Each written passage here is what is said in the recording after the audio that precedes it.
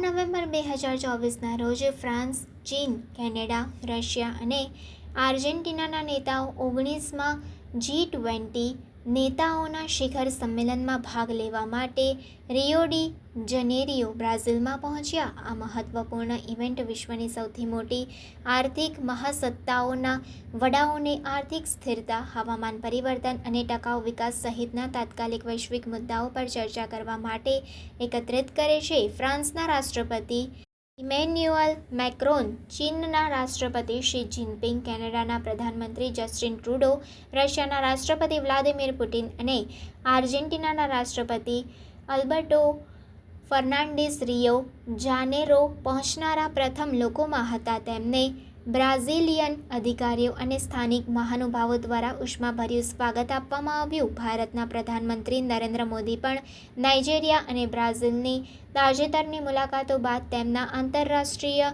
મુલાકાતોને ચાલુ રાખીને શિખર સંમેલનમાં હાજરી આપશે.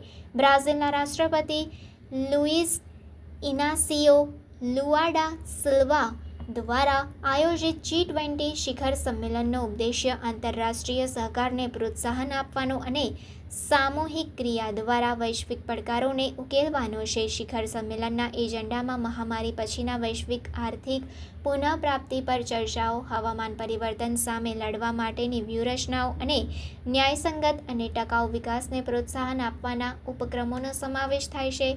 નેતાઓ આધુનિક મુદ્દાઓને વધુ સારી રીતે ઉકેલવા માટે બહુપક્ષીય સહકારને વધારવાના અને આંતરરાષ્ટ્રીય સંસ્થાઓમાં સુધારાઓ લાવવાના માર્ગો પણ શોધે.